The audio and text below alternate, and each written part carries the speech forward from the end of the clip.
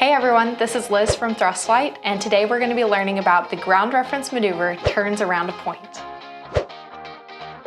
All right, the next maneuver we're going to perform is called a turn around a point. So we're going to find a visible object out here. Maybe it's a pine tree isolated in the center of a field, or maybe it's we've got a round building here. It looks like maybe it's a water storage center, it's not really a tower, it's a building, but anyways, or you know, the most colorful barn you can see.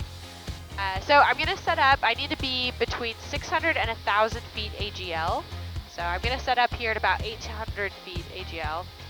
Okay, so let's talk a little bit more about the point you select for this maneuver. You need to be able to see it 360 degrees around. So I want to pick something identifiable that doesn't look like everything right next to it. The other item I mentioned is I wanted something small. I don't want to pick an entire lake. That's a bad ground reference maneuver point. I need something that's fairly little so that as we turn around it, I can tell if I'm keeping the same distance away from it. So if you're looking at a water feature, maybe it's the dock on that lake instead of the entire lake, or an intersection on a road, not just the highway, right? So you want to get specific at a fairly small point. I want to make sure that I enter on the downwind for this maneuver. So today our winds were coming from about 160. So I'm going to set myself up so that I've got my object or my point, right? Turn around a point off to the left-hand side here, and I'll be on the downwind. The spacing from the point should be about a half mile to a mile. They're really similar to like my distance on downwind from a runway. I'm going to use this white circular building. Okay. I've got 1,400 feet. I'm trimmed for the altitude. My power is set. So I mentioned that I'm at 1,400 feet. That's my MSL altitude, or altitude above mean sea level. When I mentioned the 600 to 1,000 feet, that is above ground level. So that's the difference there. But 1,400 MSL in my video is 800 feet above the ground level. Past our object a little bit so that I can come on the downwind for it. So I'm going to turn to the reciprocal of 160. So we've got 3-4, and that should set me up perfectly on the downwind. So the goal is to fly a 360 degree turn around this point, but to stay the same distance away from it the entire time. So I'm going to be gauging my distance from it and adjusting for the wind. The wind's going to try and blow me away on one side and push me into it on the other side, and I'm going to make adjustments accordingly. Okay, so right there I told you the purpose of the maneuver, or performing it properly, means that you stay the same radius away or distance away from your point. That's a really important marker to note. We have a lot of students who, when they're first learning this maneuver or practicing it to become ready for check ride, will think it means it should stay in the same place in relation to my wing, right? Be on the same reference line, but they're not staying the same distance away from it, which is misperforming the maneuver. So you want to make sure that we're really worried about the distance and not where it looks like it is out your window, looking at the big picture of how far away am I from this point.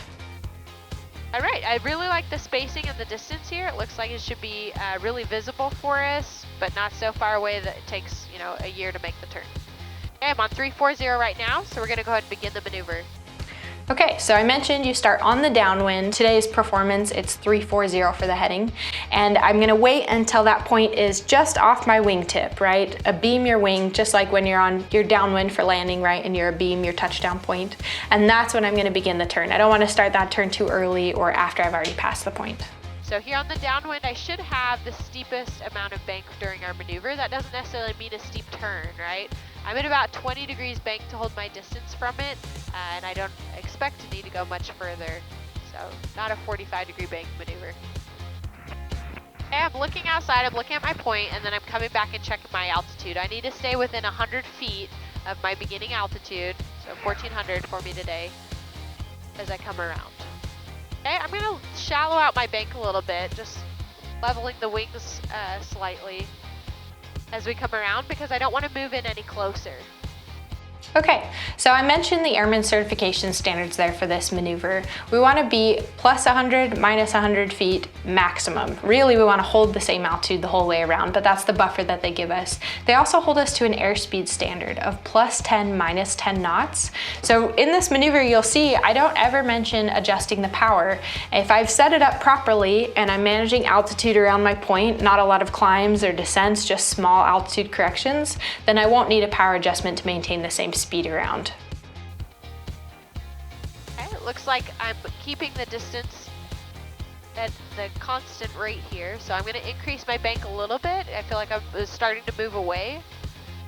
Okay, let's talk through the corrections a little bit more here. I mentioned that I'm increasing the bank or turning steeper because I feel like I'm moving away from the point. You know, if my point was here, I feel like I'm drifting away from it.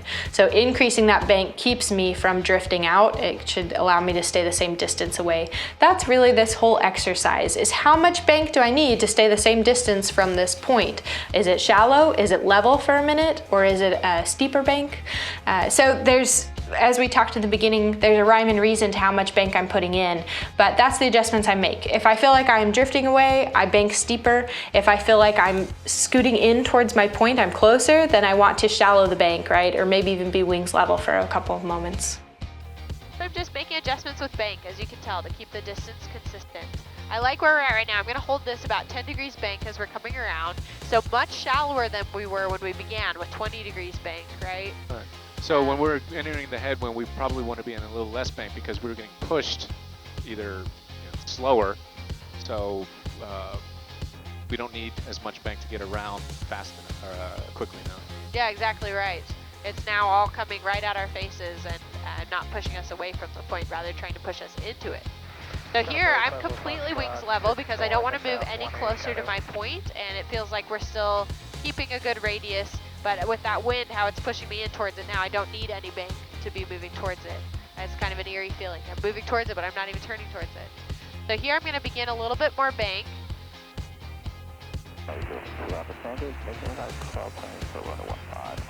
Right now the wind's kind of a crosswind on us, pushing me in towards it. So I'm really trying to be shallow with the bank so we don't move in any closer.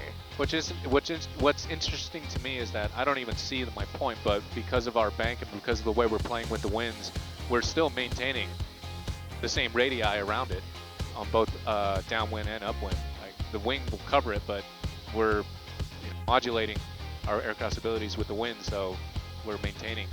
Yeah, excellent point. In this airplane, a high wing, I could hide the point with the wing depending on how much bank is needed, right?